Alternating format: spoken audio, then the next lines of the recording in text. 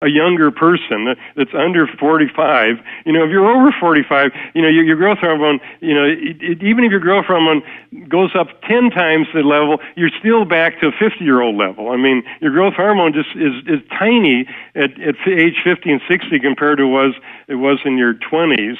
You see, and then even if you take injections of growth hormone, you don't necessarily get the growth hormone you need. So how do we get the growth hormone?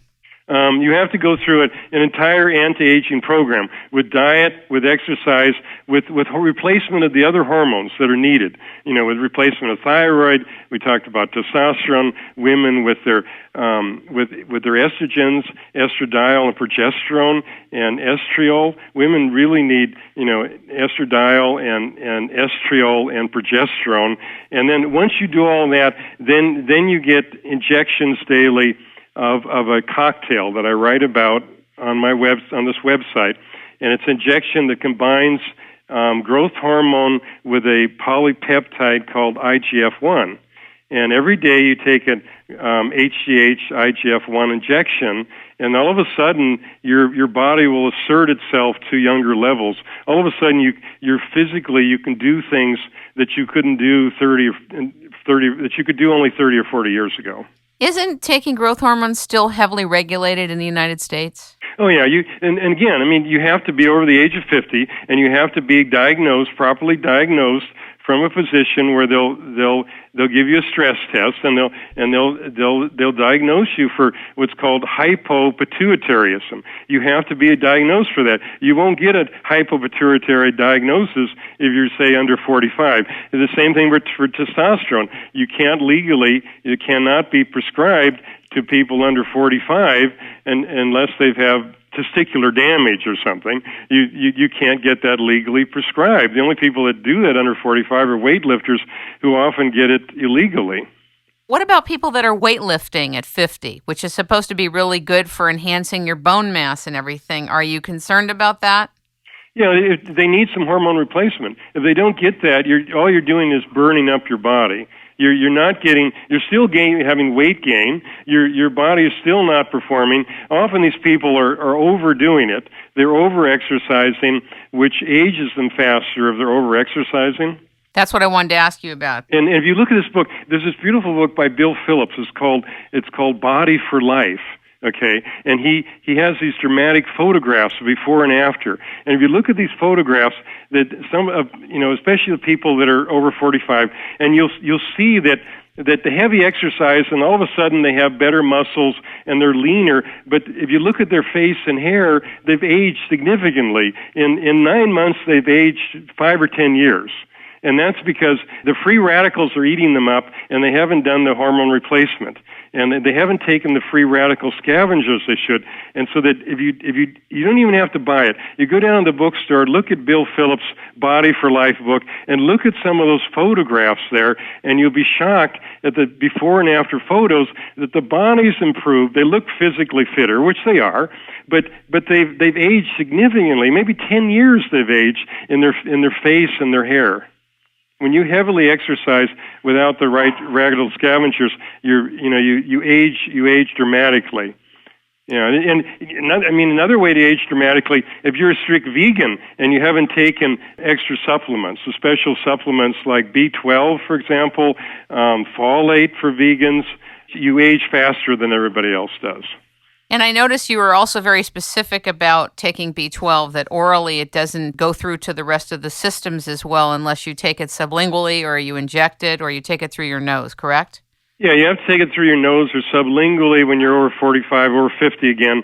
Or you get an injection like they do in the old people's home. They give them B12 injections because it doesn't absorb anymore through the ileum. The ileum is a small intestine where there's a cofactor that has to bind with the B12 you ingest orally, and you don't have that cofactor after 45 or 50 anymore. So therefore you have a B12 deficiency. And the same thing with vitamin D. If you go to the ordinary drugstore and you get vitamin D off the shelf, that's only for people under 45, that B12, that vitamin D is. What you really need is vitamin D3. Vitamin D3 is the active form, and the better health food stores and even Costco are selling D3. And I noticed that Schiff, the really good quality products. Shift the company Shift has a 5,000 unit a day D3 remedy, which I strongly recommend. Everybody needs 5,000 a day when they're over 45 of D3, and this prevents 26 forms of cancer. Didn't you also say the body could use 7,000 units a day, close to 50,000 units a week? Well, okay, some people, again, it should be measured. If you have the time and the money and you go to the trouble, that 5,000 might be enough for some people. Some people, in fact, need 6,000 or 7,000, but the only way you're going to know that if you have a blood test for your vitamin D. Which is very inexpensive. Yeah, I mean, for free actually, but most people, they don't have the time or interest to do that. So that's why I say you basically need 5,000 a day, but you really should measure it because your blood scores should be, I would say, 60 to 100, and maybe optimally 60 to 80. And a lot of people are running around with 20 or 30 or so of D3 in their body.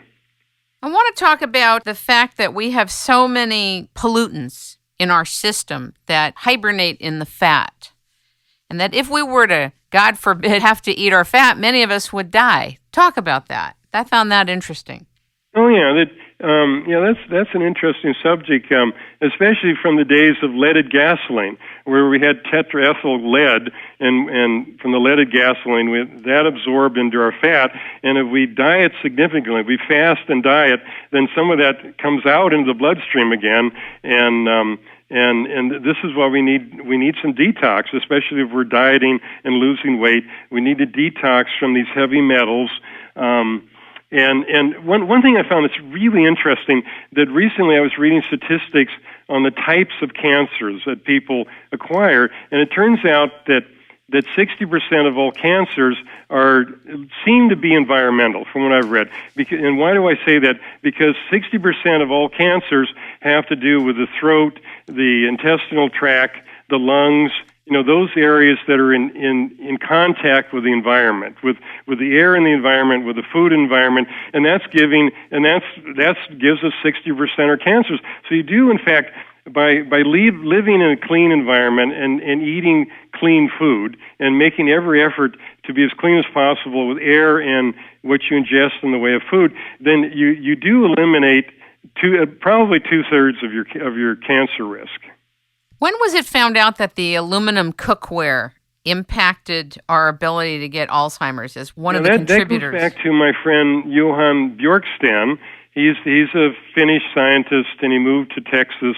And in the 1960s, he found all this aluminum in the brains of deceased people. He found all this aluminum, and he could see that that's from the aluminum cookware.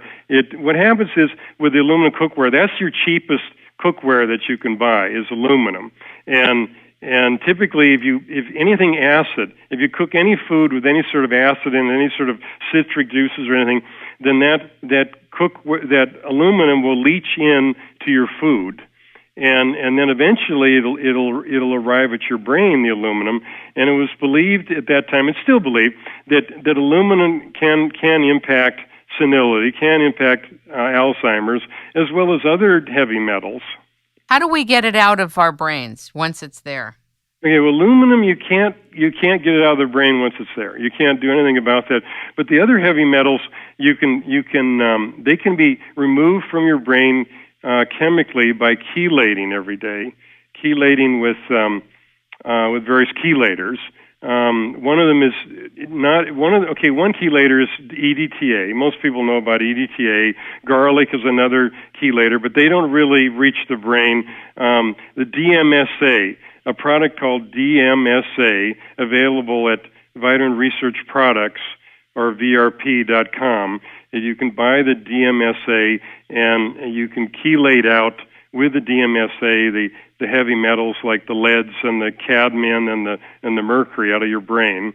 And I try to do that once a week myself. But you got to remember, when you take these chelators, you take them in the morning, and then at night you have to what's called remineralize. You have to add minerals back in your body because the chelators pull out your necessary magnesium, potassium, and and other essential minerals that you need for normal health.